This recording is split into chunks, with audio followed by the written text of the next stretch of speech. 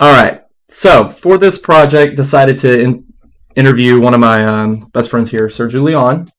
Hello. I'll let him go ahead and introduce himself.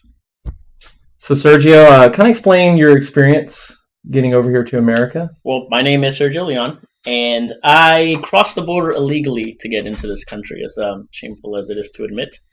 Do you want me to just tell the whole story from the beginning of my memory of it, or step? Okay. Well, my mother and I hired a coyote, a coyote.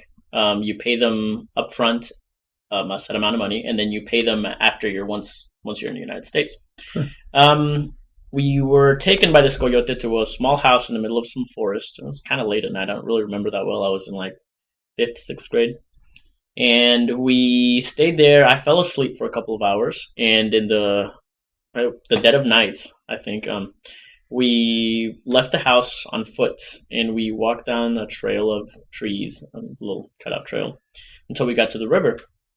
And there, the coyote, along with the other people in our group, because it wasn't just my mother and I, it was a group of people, about five youths, I'd say, guys anywhere between 16 and 22, I'd say, and one young lady with a baby. But the baby was strapped to one of the young men's chest. We made it to the river, and the coyote started inflating a small raft. After he was done inflating the small raft, he would take us by threes, and then he'd come back, and then three more would go, and then he would come back until everybody was across. Once we were across, we had to run really fast. We were already in the United States. We had to run really quickly through the trees in a trail. Well, my mother, being in her 40s at that time, she couldn't keep up with all the young people in the coyote. The coyote was probably in his 30s, so he was pretty able to do all that too.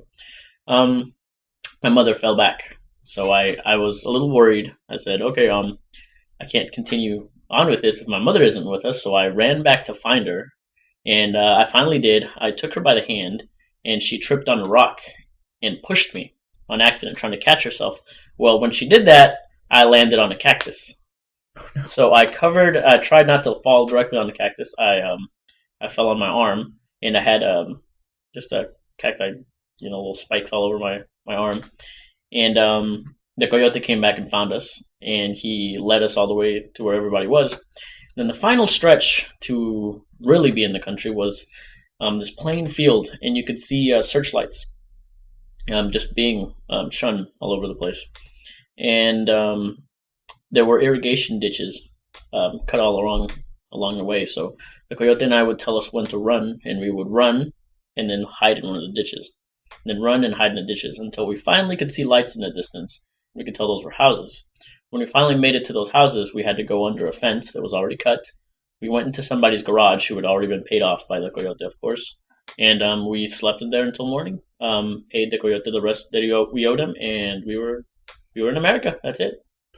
Okay, well, thanks for that. And I wanted to kind of get into exploring your development as a Latin American growing up in America, and some of the trials and obstacles you face. What was that you can recollect from your experience? What was your first experience with discrimination? Um, One that really got me was whenever I made a friend who was also Latin American, and we were walking down the street once. I was in middle school at the time. I would say seventh grade. It was summertime, and we were walking down the street, and this lady pulled up in her car while we were going to cross the street, and she saw us walking towards her, and she locked her doors, like in a panicked mode. She just looked at us and locked her doors, and then just kind of looked ahead. And it just struck me as strange because she was so afraid that we were going to do something to her car, but we were just on our way to Blockbuster to Yeah. rent a movie. Okay, thanks. And one question that um, have you ever struggled with clashing ethnic identities here in America?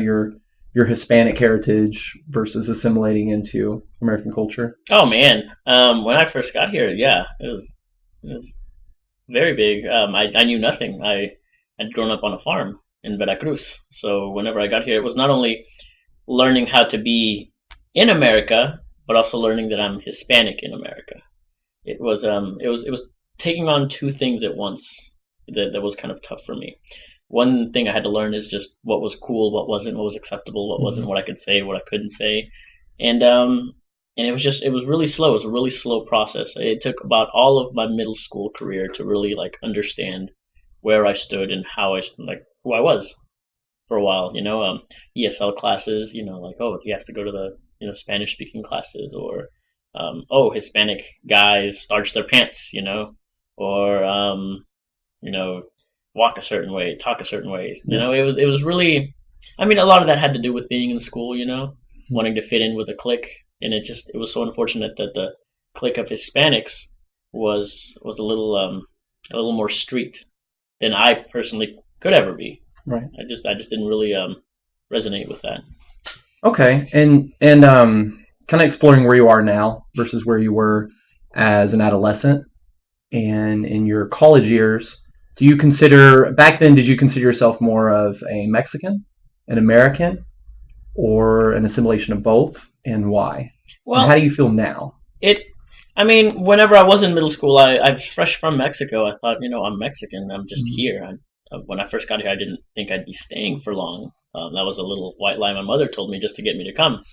Said, "Oh, we'll be back in a couple of months," and then I was enrolled in school a week later after getting here. So at first, I was pretty, like "Viva Mexico" and all that stuff. And then whenever the protests were happening, I was in high school, and they were protesting. All the immigrants were protesting Mhm. here in Dallas, and I remember making it to one of those protests and feeling really out of place. I didn't feel, even though I was an illegal immigrant at the time, I didn't feel like I belonged in one of these protests. I didn't feel angry. I didn't feel like, oh, I'm Mexican and I'm being mistreated for being Mexican. Most of my friends were Caucasian. They never mistreated me in any way, and I was starting to kind of just distance myself from that entire culture and way of being. And then through college, I mean, I stayed really close to my friends, and it was no longer. I never felt Mexican anymore. I just felt American, and finally became a citizen. And now I'm red, white, and blue all the way. You know what I mean? I kind of just left that whole thing behind. And now when I go to Mexico, everyone kind of makes fun of me for being so Americanized, and I Right. literally do not fit in Mexico. I feel uncomfortable every time I'm there, and when I'm here, everything's smooth sailing. Okay. Well, hey, thanks for your time. I You're welcome. appreciate it.